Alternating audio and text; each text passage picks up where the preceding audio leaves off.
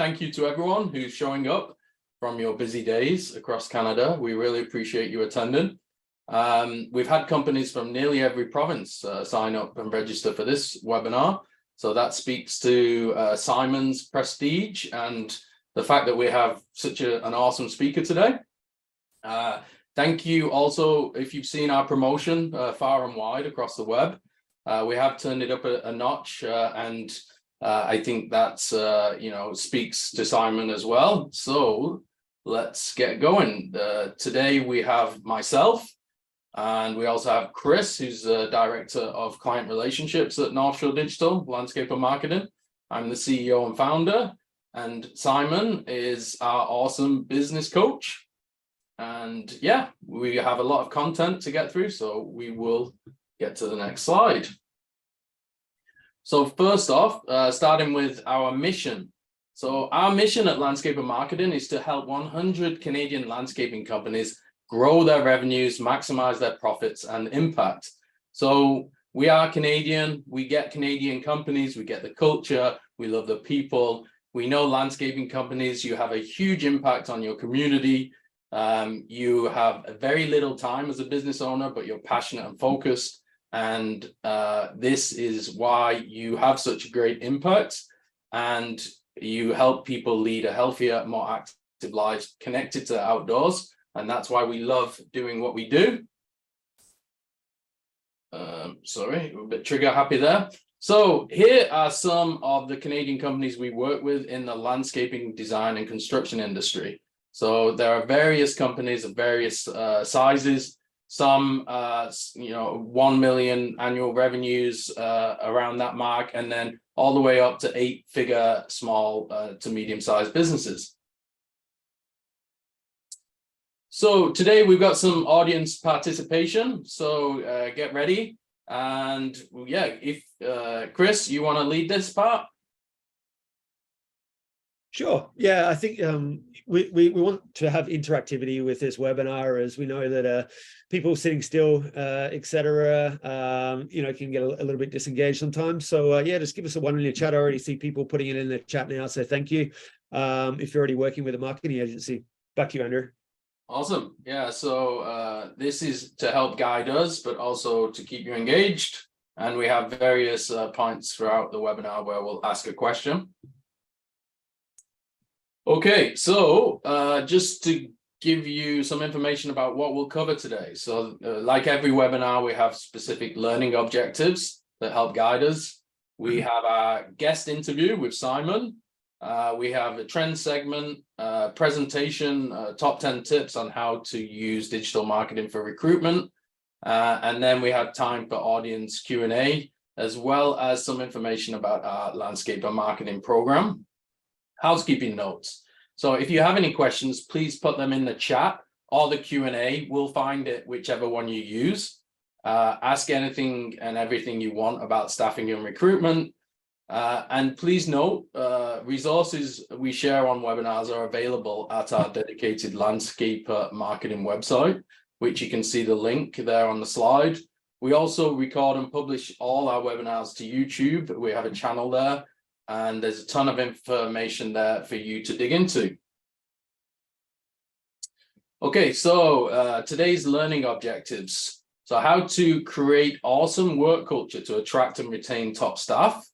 What are some key factors that make people stay at companies, specifically landscaping companies in the industry? How to create a careers page that recruits for you, and how to promote and advertise for positions. Okay, Chris, you're up again. Great. Yeah, this is really designed around clients that have hiring challenges. So yeah, throw a chip. Again, I see some people already putting in the chat there. Thank you. If you have any hiring challenges each year, this webinar is for you.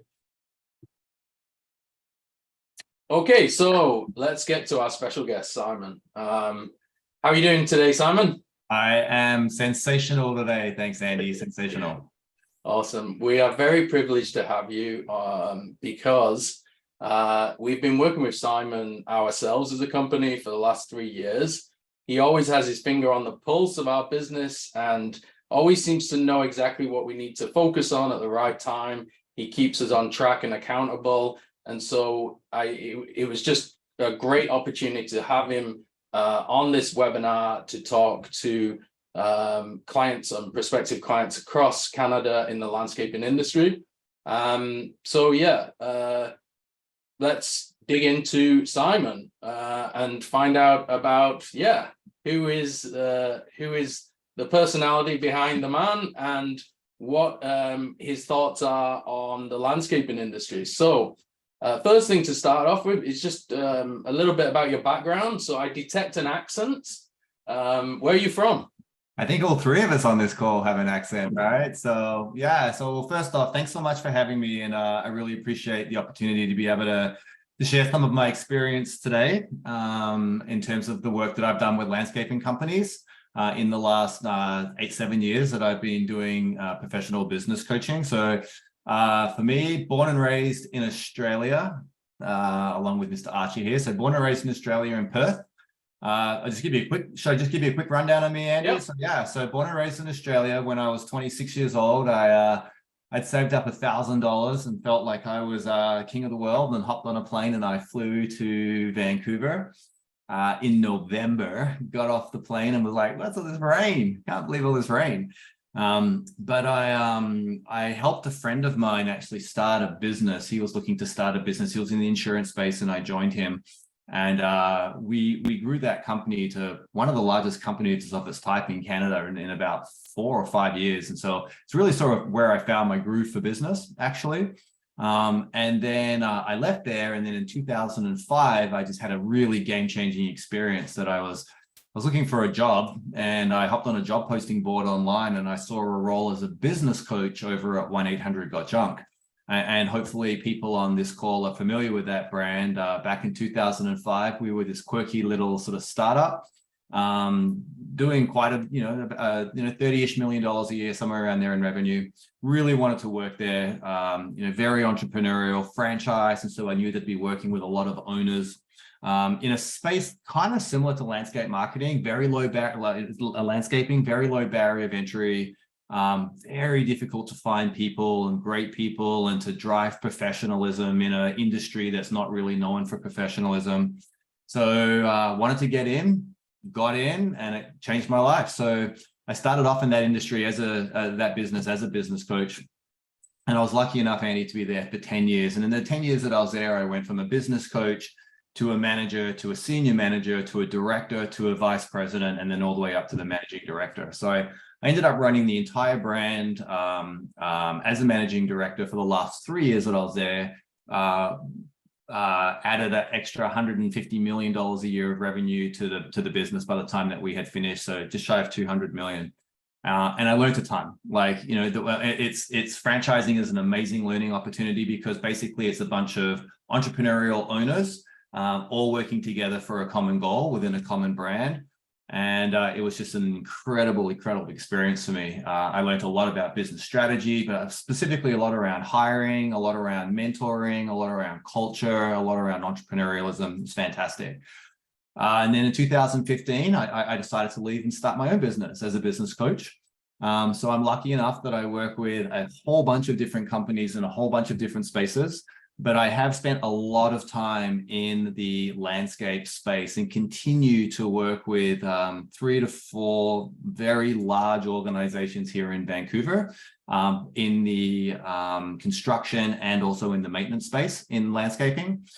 So I've learned a lot, and a lot of the skills and a lot of the learning that I had running 1-800-GOT-JUNK, being a low barrier of entry industry and a service-based industry and an industry which is quite transitional in nature in terms of employment. I've been able to use a lot of that learning and transfer it over into the companies that I work with right now. So, and then one of the amazing companies I work with is North Shore Digital. So as you said, I've been working with you guys now for the last 3 years. I actually started with Andy and Ira way back in the day, and have worked continuously over the last 3 years. So it's been amazing for me to be able to support you guys and see the incredible growth that you've had as well in your business. So it's been fantastic. Yeah, we're super happy to have you. We consider you part of our board, our leadership team. And what struck me is just how well you're able to explain how business works as a jigsaw. Yeah, that was the analogy you had, and every jigsaw has certain pieces. And straight away, I remember you saw our issues with financials when we started up and got me on QuickBooks. And since then, it's really working on our culture and systems. And especially with us having such growth in our staffing, that culture and workplace and hiring, retaining excellent staff, that is all stuff that really moves a business and shapes it or makes it fail or succeed. And so that's why, yeah, we love working with you. And yeah, let's look now at the next slide. So the summary that you've just been through. And I think, yeah, you've covered your time at Junk and how you were able to help them and how it helped shape you as a business coach. So here's another one about Junk. We're gonna have a quick audience question. Yeah, predictive index time. So yeah, just put a 3 in the chat if you guys are familiar with predictive index or not, and we're going to explain a little bit about that. See a couple of people responding. Not many. Okay. Cool. Over to you, Andy. Yeah, so you may have heard in some of our promotion, Chris reference a bit of secret sauce that Simon has in order to really help with workplace culture and hiring the right people for the right roles. And this is where I'm gonna pass on to Simon to really explain what predictive index is and why it can be important and how it can be used for your business. Yeah, thanks. You know, like when I look at people and bringing people into an organization, I think that there's 2 really important things to look at. I think we need to look at people's skill, and I also think we need to look at people's motivation. And some of the worst hiring decisions I've ever made in my career, and hands up, I have made a ton of bad hiring decisions along the way, but some of the worst hiring decisions I've ever made in my career is when I've been really focused on the skill part and haven't necessarily been focused too much on the motivation part. What inspires people? What motivates people? What are their triggers in terms of really making sure that we can lead those people well? So I was introduced to this methodology actually when I was at 1-800-GOT-JOHN called Predictive Index. It is a pay-per-use system, so you do need a license to be able to access Predictive Index. And that's definitely something that if people wanted to reach out to me, I could help support and facilitate. But Predictive Indexes is an amazing tool because it's a 5-minute survey and a 5-minute questionnaire that we actually facilitate online. And then it helps us to be able to understand what the motivational drivers are for people. So for example, if we do a predictive index survey on somebody and they have a very high need for accuracy and detail and precision, being overly ambiguous in the way that we engage those people is not effectively leading them. Or having a scheduling system that's very last minute where there's a lot of ambiguity in that, it just doesn't work, right? And it also helps us to be able to show how people show, tells us how people show urgency and how good they are with change. So some people are just very highly motivated to be methodical and consistent and pragmatic. Other people really want a ton of different things. They want mobility. They want to be able to go wide rather than deep and show a lot of urgency. And what we often do as leaders is that sometimes we expect people to behave the way that we behave. We project our own needs onto those people. And that's where we often get quite a rub. So when we're looking at how do we not just get the right people for a role, but how do we keep the people in a role and within our organization, the way that we communicate to those people and the way that we lead those people is just so fundamentally important for longevity. And I find that a lot of leaders don't understand that. They expect a response in the way that they would respond, or they communicate with people the way that they want to be communicated with. And Predictive Index really helps to be able to break that down and really helps us to be able to understand what is it that somebody needs, how to most effectively lead that person, and how to most effectively communicate with that person. So I do have one company in the landscaping space that is very, very, very heavily involved in predictive index now. They have a license and they PI everybody who comes through. It's a large organization based here in Vancouver, and it's been game changing for them. So if anybody wants information around that, I can absolutely put people in the right direction of how to get some more information on that. But it's just one step. There's never a guarantee. You can never 100% guarantee, but it doesn't mean that we shouldn't be doing everything that we can to try and make sure that we align the needs of the role with the needs of the person. And if we don't understand what the needs of the person are, it's very difficult to do that. And so PI is an amazing tool to be able to help us with that. Awesome. So digging into this a little bit here, predictive index, it looks like there's 17 different types of profiles that a person can have. And then for a landscaping company, obviously there can be a lot of upheaval with staff, coming and going based on seasonality, based on demand. Can you give any practical tips or like any best practices of how to run it for a landscaping organization? How to run the predictive index? Yeah. Yeah, like if somebody was to sign up for predictive index and they really wanted to go full into predictive index and go and purchase a license to be able to do that, it really depends on the role that you're looking to bring people into. So, I feel that there's not a one size fits all. There's some people, for example, on the construction side, for example, if you're heavily involved in the construction side, and you need a lot of precision and attention to detail, you really want to have somebody with a PI who takes more of a sort of a guardian or a specialist type role where they're very, very heavily focused on making sure that things are done 100% accurate and really, really well. If you've got somebody on the maintenance side and their schedule is very fluid and some days they're working and some days they're not working, then you want to have somebody who might have a little bit more of a lesser need for that structure. Okay, because if you have a highly structured individual and we can't guarantee them hours or the schedules are very fluid, that person's going to rub because their need for fluidity will not be being met. So it's just a very, very the whole goal around predictive index is aligning the needs of the role within the organization with the needs of the person in the organization. Okay. And again, in landscaping, there's lots of different roles that people play. There's more precision-based roles, there's more fluid-based roles, there's customer service-based roles and more client-facing.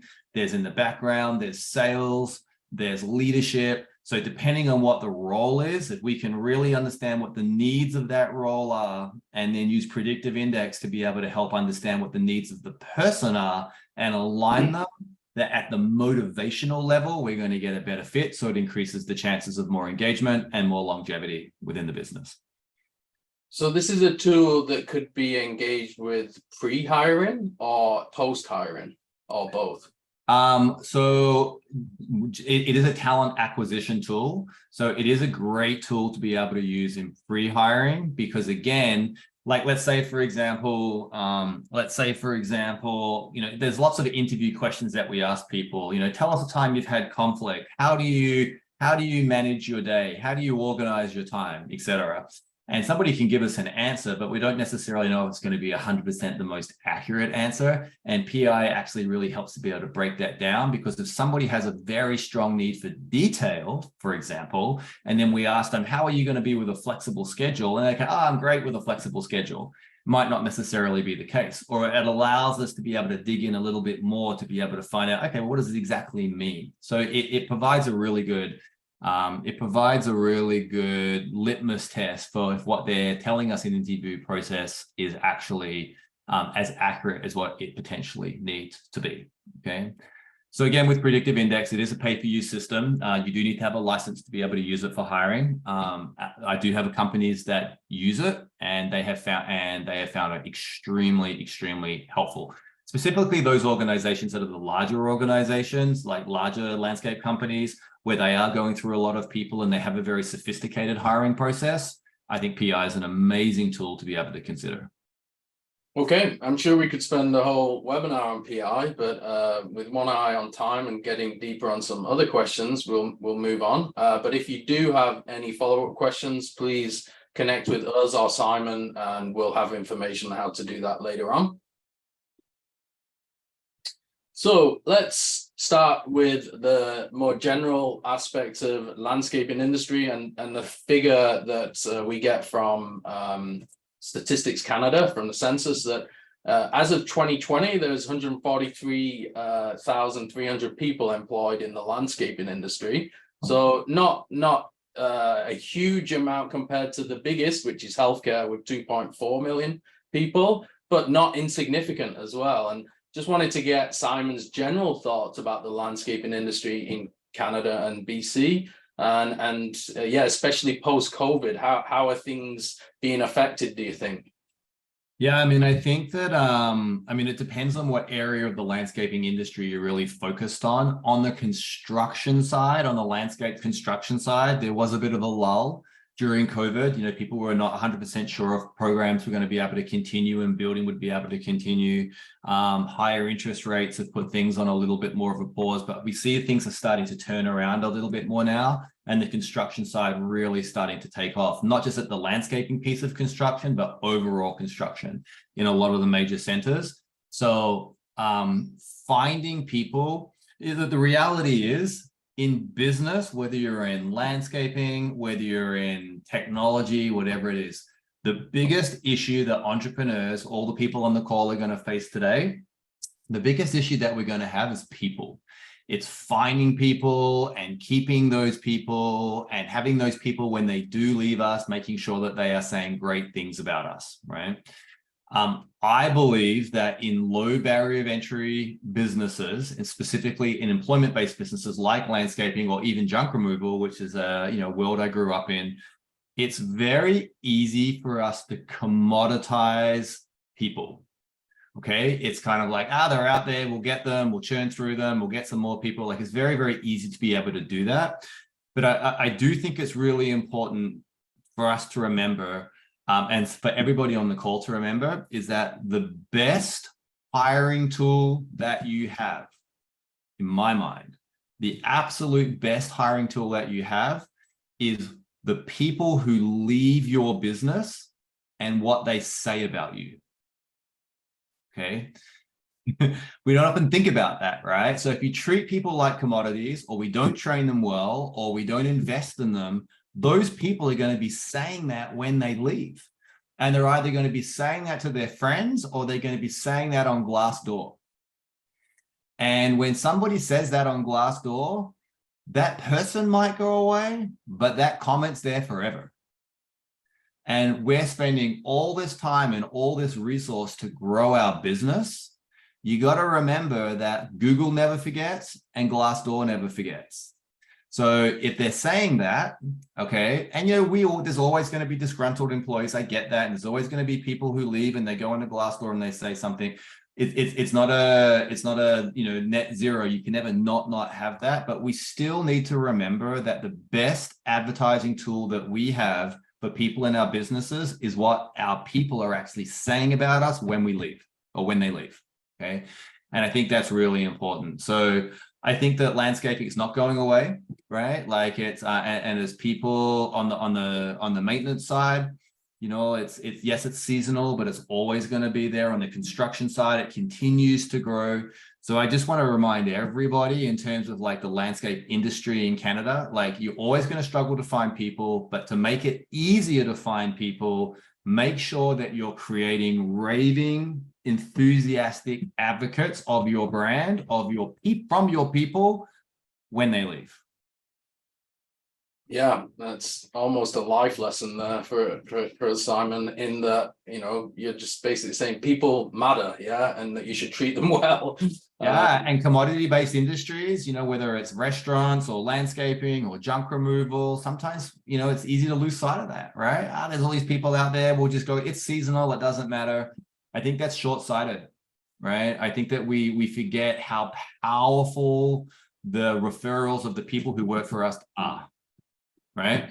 And again, I also understand that not everybody is going to tell the truth, right? You're always going to have disgruntled employees. I fully understand that. But I'm never a fan of like trying to tune the message for an outlier. The majority is that the more that we can create raving advocates from our people, the better it's going to be for us in terms of our employment opportunities. Awesome. I think, we'll dig into some of the challenges here for landscaping companies. And we actually did some research onto what the biggest challenges are for landscaping companies in Canada specifically. And these were the top 7. So seasonality, labor shortages, weather, regulations, competition, operations, and sustainability. And I just wanted to get your thoughts here, Simon, about how the labor market or HR, recruitment, retaining staff, how that feeds into all of these, because I think there's a factor that in all of these 7 about HR and what you should be doing here for staffing. What are your thoughts there? I think it's really important to delineate the difference between controllable threats and non-controllable threats. I think that's really important. We can't control the weather. People know when you get into the landscape industry that some days it's going to be raining, some days it's going to be not, right? I mean, it makes it harder to find the right, it's hard to find people, but you can't apologize for the weather. It's just part of the deal, right? And it's exactly the same with seasonality. Specifically on the maintenance side, people know come November, once all the leaves or maybe December, once all the leaves have been picked up, and we get into the winter months, they know that they're going to get laid off, and then hopefully, they're going to be re-employed again come March or April once things start to kick back up. The one thing that I would say, which I find a really big sort of theme around the engagement of employees in landscape operations, specifically the operations that I coach, comes back down to the operational piece, specifically scheduling. So I think that people often don't want to wake up and be like, am I working today or am I not working today? Right? Or they don't want last minute changes to their schedule, or they get very used to working on a specific site. Specifically, it's on the maintenance side, not so much on the construction side. And then the next week they're at a completely different site, and then another site after that. Now, for some people, that might be great. It hits their motivational drivers. But for other people, they really want to be able to understand the site, the nuances of the site, the contact of the site, and so forth. So I feel like operations and the efficiency of the operations, specifically when it comes to scheduling and and communication around the schedule, and also what sites you're going to be on, and do you have the right tools, not just on the PPE side, but actually the tools to do your job properly. Those are the things that I see in exit interviews when people leave that are the biggest frustrations. So if we can and exit interviews, by the way, are a fantastic tool to be able to use. So when you have people leave your business voluntarily, in my mind, doing exit interviews are just a fantastic thing to be able to do. Because you're just going to learn so much. And again, with exit interviews, you can always look for outliers. You're going to have some disgruntled people and you can sort of like pull those out. But the more that you do, the more thematic the feedback is going to be. And more often than not, it's not having the right tools, which is 1, not having the correct training, 2, poor communication, which is 3, and inefficient and not well communicated scheduling. They are the challenges that, in my mind, if we want to try and retain these people that we fight so hard to get at the operational level, is where a large part of our focus should be. Gotcha. And then obviously on this call, we've got people representing companies of different sizes. So you might have smaller companies, 1 million or below in annual revenues. You might have mid-sized, 2 to 5 million. Larger sized SMEs that might be 5-10 million plus. How do you think your approach to staffing changes based on this, and what are some of the big challenges for the different types of companies? It's a fantastic question, actually. I think that all business owners, like all small business owners, in my mind, probably like sub 10 million, somewhere around there, all small business owners need to operate within 3 different sort of logistics or fields, so to speak. There's technician, there's manager, and there's entrepreneur, right? They're the 3 main areas that people have to actually focus on. And when you're in technician, you really need to be in technician. And when you're an entrepreneur, you really need to be an entrepreneur. It's very difficult to be in an entrepreneurial mind frame while actually being in technician. And we always gravitate to what we're comfortable with. Some people who start up their business, like say, for example, they're still sub 1 million, they actually like landscaping, right? They like it. They like being out there, and it's great, which is fantastic. And they're very passionate about it. They're very particular about how it's done, and that's fantastic. But when that happens, we always gravitate to what we like. But if you're spending so much time in technician and you're not spending enough time in entrepreneur, right? And all of how do we grow our business? What's our strategy look like? What's our employment brand look like? You know, how are we making sure we develop our people? All of those types of things. It can be, you can limit the growth of your business, in my mind.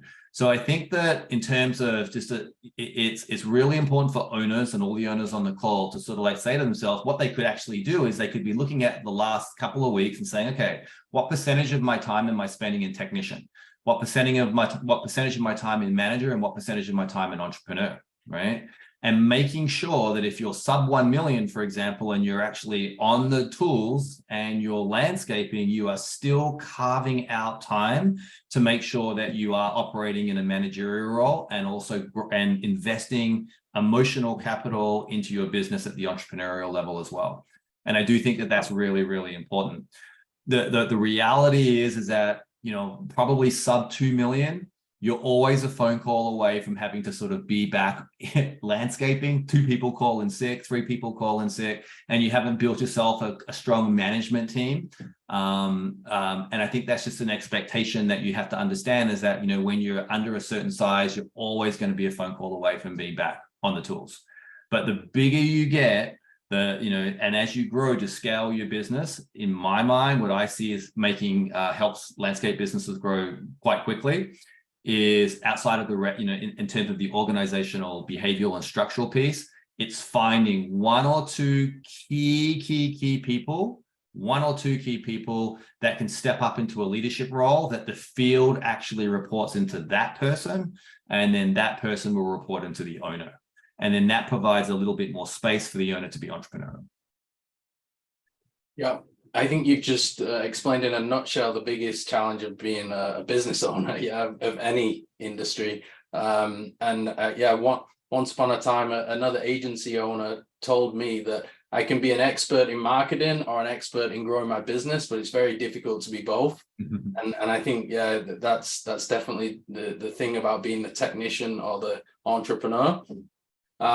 So we have an audience question now. So over to you, Chris. Yeah, sweet. Yeah, just out of those categories there, I guess, we'd love to know, what the biggest challenges that your company faces. So Andrew, maybe just pop back to the previous slide and you can pop an A, B, C, D, E, F, G. Obviously we try to focus on most of them there, and give us a bit of an understanding around what we see in this industry with the clients that we serve as well, Simon included. Sweet. Back to you, Andrew. Okay. Now we're going to jump into some questions. So let's have a look at some questions for Simon, and we picked 6 out of the 8 here. So number 1, in your experience, what are some of the common challenges that landscaping companies face when it comes to attracting and retaining top staff, and how they overcome them? Yeah, so as I mentioned before, and I just jotted down some notes here, is that the low barrier of entry and sort of commoditizing the people piece is definitely a challenge as well, right? The stigma is like, oh, I'm just a landscaper, I'm just going to go out and there is it's the over commoditization of the industry is definitely a challenge. The transitional nature, right? Often people come in for it. There's a lot of foreign workers, a lot of people come in, they're on vacation or working holiday, they come in and they work and then they leave. So that's definitely a challenge as well. As I talked about too, the lack of investment in systems, specifically operational systems. So I think that is really, really important, right? What I have found, just in terms of overcoming some of these things, it's the more that as an entrepreneur, the more that you can promote your business as a business where people are going to come in, learn some skill sets, whether it's at the horticultural level, and they'll learn how to prune properly, they'll learn how to trim properly, how to mow grass properly, how to weed properly. They get to understand the different sorts of plants and when they need to be planted and when they don't need to be planted, and pest control and all that sort of great stuff.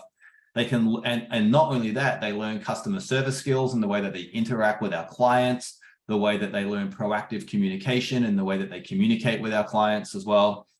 The more that we can promote that your organization is an organization where they are going to come in and be developed rather than just come in and do the work, the better chance you're going to have to attract people and to keep those people for a longer period of time. People want to be developed. It's amazing how many organizations in commodity-based spaces that I work with don't have any performance reviews at all.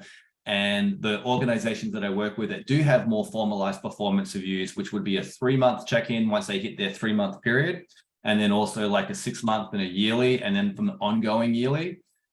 Those people are the people who tend to stick around the most. And I work with organizations. I actually did one of the landscaping organizations that I was doing a town hall with this morning. We were celebrating anniversaries of people who've been there 12 years.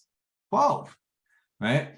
And this is an organization that very heavily invests in their people and also has structured ongoing performance reviews and feedback loops as well. So again, the more that we can show our people that if you come and work for us, we are going to develop you, the better of a chance you have to overcome the challenge of being a commodity-based business and transaction and sort of like more transitional. Okay. And can you share some best practices for creating a positive workplace culture that can help to attract and retain talented employees? Yeah. So culture, culture is a buzzword, right? If you ask people, all these different people, well, culture, some people think, it's just like pizza on Friday, and other people think it's just like everyone's got to like hold hands and feel really good.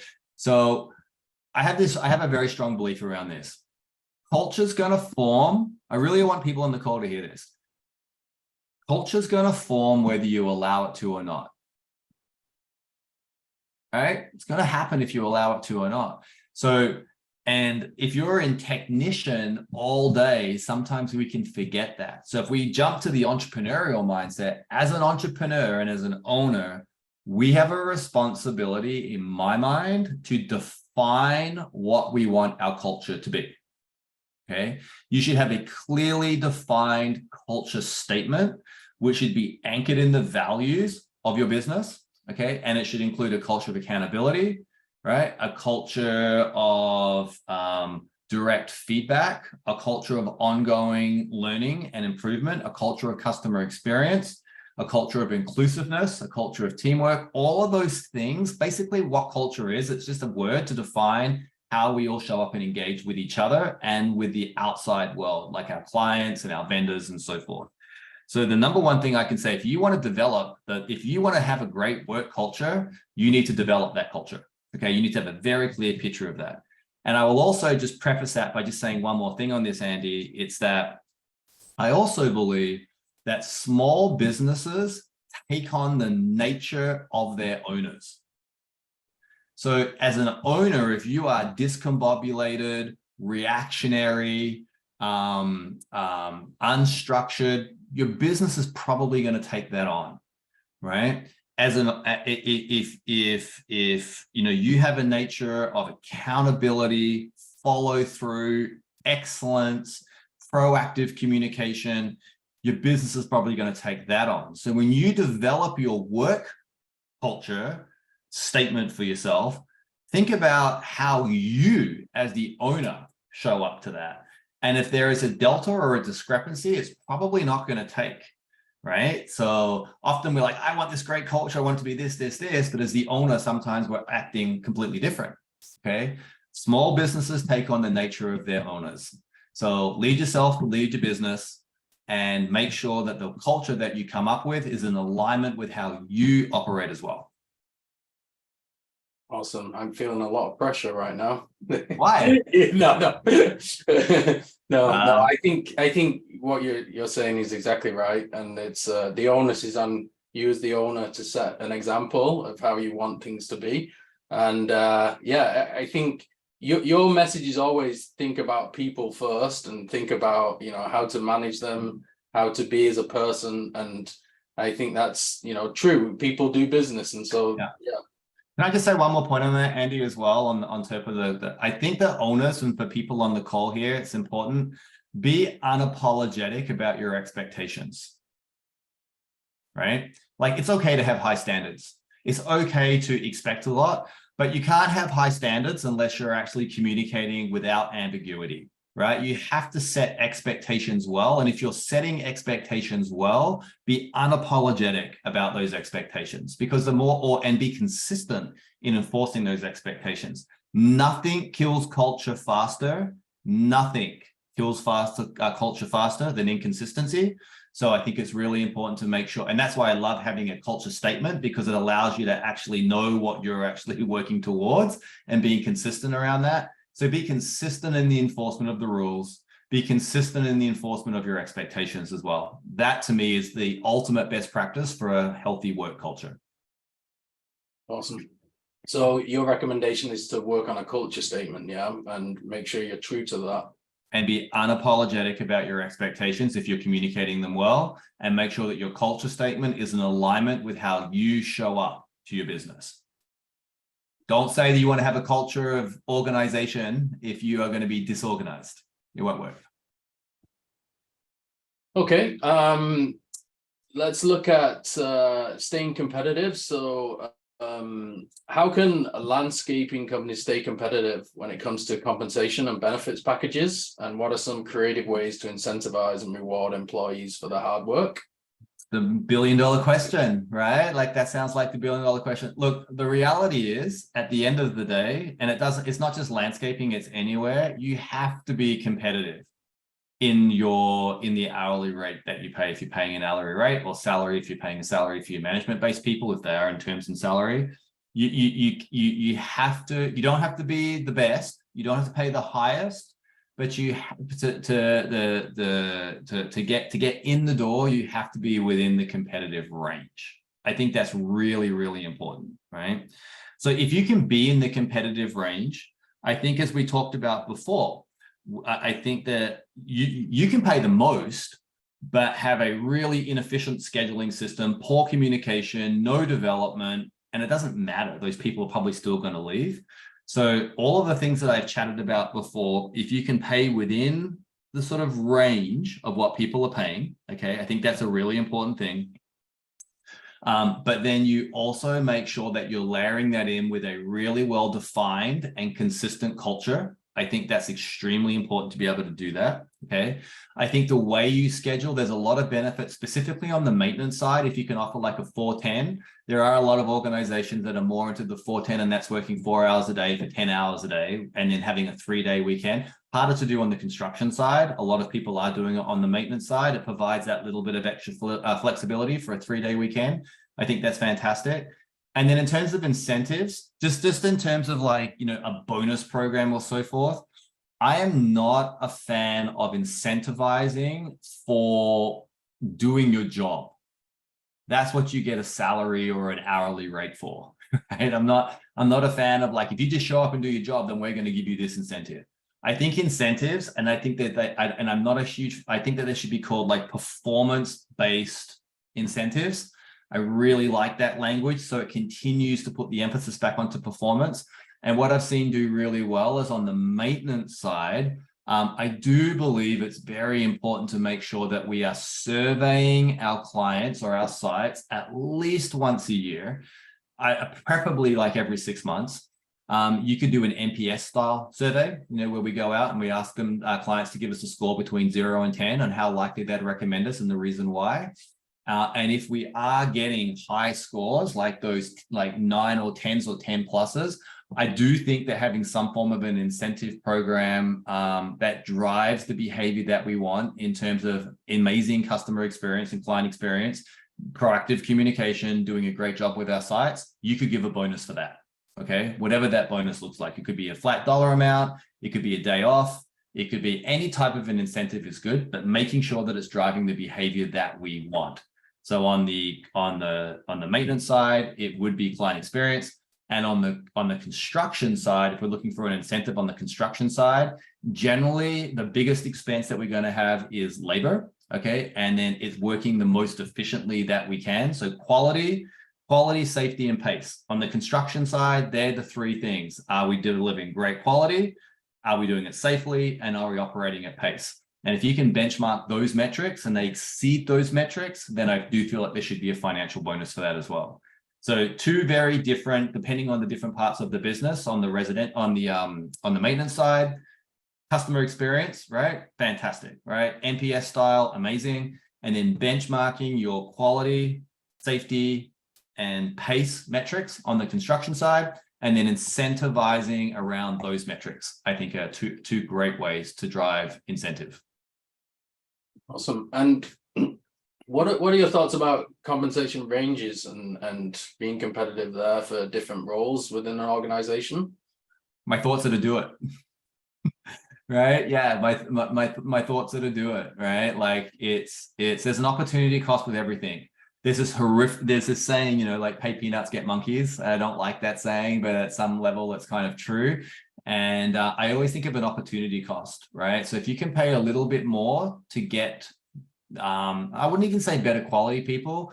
It's not, if you just make it all about compensation, it's going to increase that transitional commodity transactional based nature. If you can pay within a range, that's part one. But at the end of the day, if you aren't training your people, if you aren't communicating your expectations and enforcing them consistently, if you aren't providing feedback and you aren't developing your people, they're probably not going to stay. Okay, so it's not just about the compensation and being competitive, it's just to get your foot in the door, but it's not enough to keep them. You got to keep doing these other things as well. Awesome. So with one eye on timer, you can see we had a lot of potential areas to uncover with Simon, but we're going to have to save that for a later day. So we'll move on. The final thing we want to get Simon's thoughts on is a topic that we covered in a previous webinar for trends, which is the looming down market in 2023 and beyond. What are your thoughts here, Simon, about how can an owner of a landscaping company best navigate these stormy waters that may or may not be ahead of us? Yeah, I mean, listen, I mean, like I'm a really big believer in controllable threats and non-controllable threats, right, within a business. And we can lose our mind as business owners, focus so much on the non-controllable threats. I do think that all the things that I've chatted about today in terms of navigating controllable threats, engaging our people, training our people, incentivizing our people is really important. Okay, so I think that's just one. I think that the emphasis needs to be on that. When I was running 1-800-GOT-JUNK, or when I was a director or a VP at 1-800-GOT-JUNK at the time, 2007, 2008, we went through the recession. Okay. And the number one reason why we managed to get through that recession is that we spent our way out of it. And I never ask for people to go, you know, everyone's got limited resources, but don't cut back on marketing if the economy starts to turn. That, in my mind, is the time that you actually need to market more. You need to be front and center, right? If it's possible, if you're on the residential side or you're on the maintenance side, try and get people into contracts. Okay. Like cost plus and everything is great, but if you can lock them in for year-long contracts, I think that's even better, because at least it's more guaranteed revenue than just like monthly billing. I think that, or you can still bill monthly, but under a contract, if possible. I think that's one way to mitigate a bunch of cancellations with people like, I'm out of money and I'm not going to spend anymore. So I think that's a way to be able to do it. But yeah, I mean, like the only thing I can really say on this piece, Andy, is just don't take your foot off the gas in marketing, right?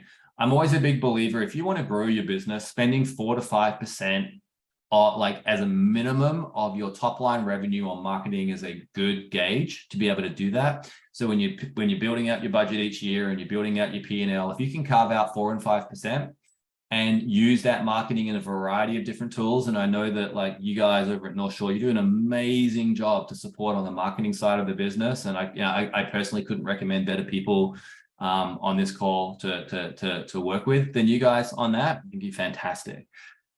Because what you guys do really, really well, and just to pump your own tires here a little bit, is that, you don't just provide people with data, you provide them with information, trends, how that marketing spend is actually working. And data as a standalone is useless. You have to be able to turn that data into information, and then that information can then help to drive decisions. And I know that's one of the value props that you guys do, and you do it really well. But if possible, when you're looking at your P&L and you're looking at, okay, we've got to trim some fat and what do we cut down here?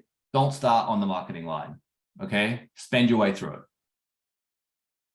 Awesome. Well, I think that's a good segue for Chris to talk about our landscape of marketing program. I really appreciate your words there, Simon. I was going to present on top tips on how to use digital marketing for recruitment. We're going to have to save that, guys and girls, for a different time. I can follow up with a video and make sure that everyone gets that in their inbox. But I will now skip forward to Chris's slides, which go through some of the tips, so you can kind of get a sneak preview here. Okay, let's get to Chris. You want to do this quick question? Cool. Yeah. So this is just really around companies that are needing a website, to attract or staff or clients. We've talked obviously a lot about some of the challenges, and then obviously a website and certain pages and how you present as a company can certainly be one of those solutions. So that we've found, with our clients. So yeah, drop a 4 in the chat if that makes sense. Yeah, let's dive into it. We've got about 8 minutes, and I want to be wary of people's time, and we're really appreciative of people blocking off an hour of their time, on a very busy time of year. This is our landscape of marketing funnel. So I'll share a follow-up piece on this. We actually have a blog that really speaks to all of these components. But just at a high level, what we see and how we best operate with clients is, starting with awareness, turning that into engagement, turning that into a conversion or a qualified lead, someone, on the landscaping side that can really turn into, that client, whether it be a design build project or a maintenance contract or a commercial or strata contract. And then obviously feeding that into the results. And that's where we come in. As Simon eloquently mentioned, one of our taglines is making data make sense. And, it's one thing just to have data, it's just numbers on a screen. It's another thing for it to be information that we can use to help drive, more business for our clients. Let's swipe to the next one, Andrew. So just I just want to high level cover this as us as an agency. We do provide landscape and marketing programs that are specifically tailored to the landscaping industry. Where this all starts is with your website, with branding. So, who you are as a company. And that's one of our other services that we provide. And, a lot of clients come to us and, they have an awesome website and their branding is on point. So it makes things easy. And we start the program right away. We have other clients that, are looking for a refresh or a revamp, or some don't actually have a website at all.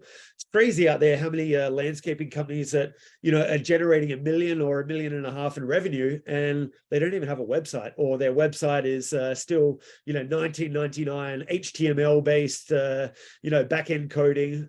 We use WordPress as our development platform, and we find that's the best platform for search engine marketing. Next slide. This is the program. This can be found on landscaper-marketing.ca. There's over 200 variables that search engines recognize when it comes to marketing. And, what we've tried to focus on is condense that into what we feel is the secret recipe for success, and really the elements of digital marketing that are going to generate you the most traction for a landscaping business. So, from generating leads to, having the right positioning on your website, to being, set up for social media. We kind of cover all the bases there. And then, on the flip side of that, on the back end, is really making sure that the analytics that we are generating for you, are attributing to, the success of your company. And, we have, if we go to the next slide, Andrew, we have many clients all across Canada. So we see questions coming in the chat here, and I want to get to a couple of those as well. We have, I think, 13 or 14 questions. We work with landscaping companies all across Canada. So from Vancouver Island to Newfoundland. And, we've had success in all provinces. Here's just a couple of clients that, we've had for quite a while now, and we've been able to generate a lot of success. One of our clients, we generated over $2 million in revenue just through Google Ads in 2022. Another one of our clients, we have in peak months generating over $1 million of revenue per month for their business. Both clients that we're working with, they do maintenance as well as construction. So we have solutions, and we have a system that's built for all genres of the landscaping industry, as kind of Simon alluded to previously. So yeah, just drop a 5 in your chat if you'd like more information about our landscaper program. I can shoot you some information if there's interest on that level, just to give you a bit more insight. And then the last slide is really on Simon. So we love Simon. He's, as he mentioned, he's been helping us for a few years now. I came on board about 2 years ago with North Shore Digital, and then we built out the sister brand of Landscaper Marketing. If you want to get in touch with Simon, go to his website, simonlowecoaching.com. He'd be more than happy to walk you through his process, whether it's setting up a strategic plan, whether it's helping create more efficiencies in your business, whether it's helping with hiring and retaining staff. He is the go-to guy, and we're forever grateful. Just to pump your tires for a second there, Simon. From what he's, how he's helped us as a business and what he can do for you, I would highly recommend, getting in touch with him to discuss further. So, question time. We're sitting at about 3 minutes to go here, so let me just quickly scan through. Thanks everyone for people who have responded here to the Q&A or to their general chat. What is the process for working with Simon? So yeah, please just go to his website and fill out a form, or you can call the number on his website there to have a conversation. He doesn't bite, or at least hard. Website, the website form is probably the best way to get hold of me, just because I am pretty full. So if you I'll get back to you within a few days, and then would be happy to reach out. Sounds good. How much should I be spending on marketing each year? Andrew, do you want to answer that quickly? It depends what your goals and resources are. Yeah, but if you speak to us, we can do a strategy consult and give you some recommendations. Sure. Yeah, I think also, people look at percentages as well sometimes, and, it's a bit of a gray area depending on the size of the business, as Andrew mentioned.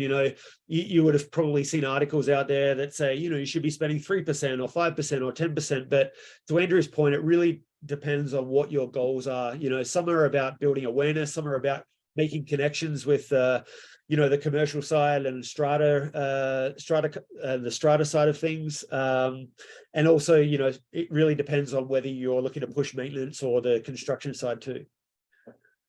Do you work with other industries or just landscaping? So yeah, as I mentioned, Landscaper Marketing is our sister brand to North Shore Digital. North Shore Digital, we have a few different industries that we focus on, and you can check out our website there. But really, Landscaper Marketing has been our focus for the last 18 months now, and where we've had most of our success. Question for Simon. Couple here around predictive index. So where do you typically deploy the predictive index in the interview process for management level staff? Yeah, so I mean, again, it's a talent acquisition tool. So what I find is that you don't want to PI everybody. I think that when you are down to the final 2 or 3 people, if you're looking for a specific role, I think that's a really great time to do a PI, because what the PI also really helps us do is it helps us, I mean, it's a tool. It's not the be all and end all. It's just a tool in hiring, okay? But it does help us to be able to ask the right questions. So, you know, I'm a really big believer that, you know, if you're looking for a very people-focused leader and their PI shows them that they have a very strong need for technical, analytical, I would be diving into that. So your PI has told us that, you know, you're very technical, you're very analytical. Share us a little bit around how you actually lead and how you communicate and what that looks like for you. So I wouldn't do it right at the end. I would actually do it. I would do it at a point where you can then have another interview afterwards to be able to ask the questions that are coming out that the PI is actually showing us that we need to be able to ask.